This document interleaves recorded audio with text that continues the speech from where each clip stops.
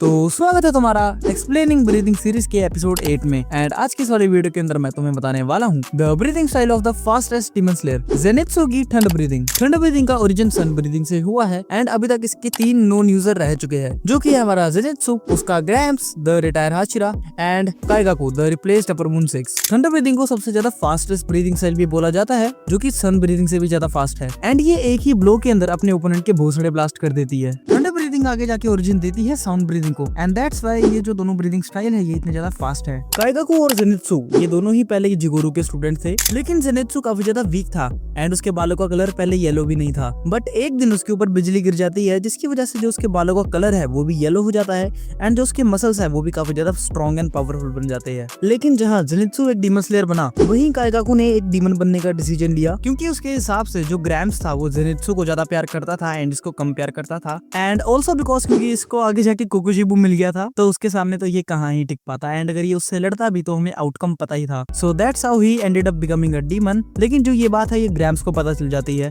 And जिसकी वजह से वो काफी ज्यादा अशेम्ड फील करता है एंड वो सुसाइड कर लेता है। ओके, तो अब बढ़ते हैं थंडर ब्रीदिंग की फॉर्म्स के ऊपर। थंडर ब्रीदिंग की यार वैसे तो 6 फॉर्म्स है, लेकिन ज़ेनित्सु ने इसकी 7th फॉर्म भी निकाल दी है। In fight with Kaigaku Zenitsu use करता है इसकी 7th फॉर्म, जो कि उसने खुद बनाई है, जो कि मैं तुम्हें आगे बताऊंगा वीडियो के अंदर। लेकिन फॉर नाउ मैं तुम्हें बता दूं कि जो ज़ेनित्सु है वो सिर्फ इसकी 1st फॉर्म को ही यूज कर पाता है एंड इसने उसी के अंदर मास्टरी हासिल कर ली है, जिसका नाम है थंडर क्लैप्स एंड फ्लैश, जो कि कितना फास्ट अटैक है कि ये पलक झपकने से पहले ही डीमन को मार देता है, जो कि हमने सीजन 1 और सीजन 2 के अंदर देखा भी है। इस फॉर्म को ज़ेनित्सु 3 वेरिएशन के अंदर यूज कर सकता है। फर्स्ट वेरिएशन का नाम है 6 फोल्ड। इसमें ज़ेनित्सु फर्स्ट फॉर्म को 6 टाइम यूज करता है, वो भी बहुत ज्यादा तेज, making it a 6 moves combo, जो कि इसकी पावर और स्पीड को एक बूस्ट देती है। सेकंड वेरिएशन है 8 फोल्ड। इसके अंदर ये फर्स्ट फॉर्म को 8 टाइम यूज करता है एंड थर्ड वेरिएशन का नाम है god speed, the fastest one. इसको ज़ेनित्सु ने डाकी के अगेंस्ट यूज किया था and with the help of this form they manage to kill Dawki.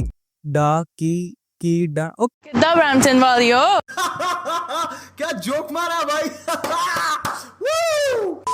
Eight first Zenitsu god speed को सिर्फ एक ही बार यूज कर सकता था, लेकिन इन बैटल विद मुजान ज़ेनित्सु इतना ज्यादा पावरफुल हो जाता है कि वो इसको 2 बार कंटिन्यूअसली यूज कर सकता है, मेंटेनिंग द सेम पेस। तो अब बढ़ते हैं सेकंड फॉर्म के ऊपर एंड मैं तुम्हें बता दूं कि सेकंड फॉर्म से लेके 6th फॉर्म तक जो भी सारी फॉर्म्स बीच में आएंगी वो काइगाकू ही यूज कर सकता है एंड ज़ेनित्सु यूज नहीं कर सकता। सो सेकंड फॉर्म का नाम है राइस स्पिरिट। इसके अंदर काइगाकू 5 अटैक्स मारता है back to back in a single breath, जो कि इतने ज्यादा फास्ट होते हैं कि उनको तो देखना भी बहुत मुश्किल होता है। सो थर्ड फॉर्म है थंडर स्वॉर्म। इसमें काइगाकू अपने ओपोनेंट को अपने लाइटनिंग अटैक से चारों तरफ से घेर लेता है एंड चारों तरफ से घेरने के बाद कुछ नहीं होता, वो उस पर अटैक कर देता है।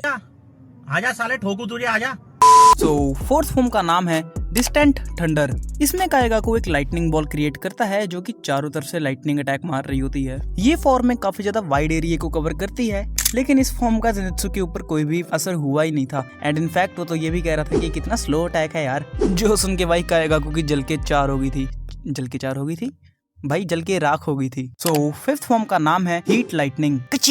ये एक लॉन्ग रेंज अटैक है जिसमें काइगाकू एक अपर स्लैश मारता है in addition with his blood demon art, जिससे ज़ेनित्सु की जो स्किन है वो भी जलने लगी थी। एंड हाँ, मेरे को जस्ट अभी याद आया कि मैंने पिछली मून ब्रीदिंग वाली वीडियो के अंदर बोल दिया था कि काइगाकू एक अकेला ऐसा अपर मून है जो कि ब्लड डीमन आर्ट और स्वॉर्ड मतलब कटाना साथ में यूज करता है। बट काइगाकू भी सेम ही है भाई, ये भी अपना ब्लड डीमन आर्ट और अपना जो वो है ब्रीदिंग स्टाइल है कटाना भी कैरी करता है। इतना फंबल क्यों मार रहा था मैं। सो 6th फॉर्म का नाम है रंबल एंड फ्लैश। नहीं, इस फॉर्म का अटैक ऑन टाइटन से कुछ भी लेना देना नहीं है। इसमें काइगाकू काफी सारे अटैक मारता है at the same time while using his blood demon art and इसकी वजह से ज़ेनित्सु की आईज भी जलने लग गई थी इस बार तो 7th एंड लास्ट फॉर्म का नाम है फ्लेमिंग थंडर गॉड एंड इस फॉर्म को ज़ेनित्सु ने खुद बनाया है। ये इतनी ज्यादा फास्ट फॉर्म है कि with in a split second भाई ज़ेनित्सु ने काइगाकू के भोसड़े ब्लास्ट कर दिए थे एंड काइगाकू ने ज़ेनित्सु को आते हुए भी नहीं देखा। Okay, so that is it for thunder breathing and अगर तुम्हें ये वाली वीडियो अच्छी लगी तो इस वीडियो को कर देना लाइक और चैनल को कर देना सब्सक्राइब एंड ना तुम लोग मेरे को कमेंट के अंदर बताओ यार कि मैं और कौन से टॉपिक पे वीडियो बनाऊँ, मतलब rather than these breathing videos,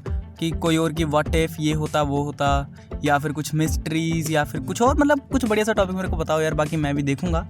ठीक है, एंड थैंक यू, तुम लोग थोड़ा सा सपोर्ट दिखा रहे हो मेरे को। सो प्लीज ऐसे सपोर्ट मेरे को दिखाते रहो। ये कुछ सब्सक्राइबर है मेरे भाई, क्या तो बढ़िया बातें मारते हो यार तुम लोग। नॉटी हो रहा के बहन के लौड़े हैं। सो इस वाली वीडियो को लाइक के मैं रखता हूँ 10 लाइक्स, होपफुली तुम लोग करवा ही दोगे। सो आज की इस वाली वीडियो के अंदर इतना ही। मैं मिलता हूँ तुमसे नेक्स्ट वीडियो में, तब तक के लिए sayonara, peace out and good bye.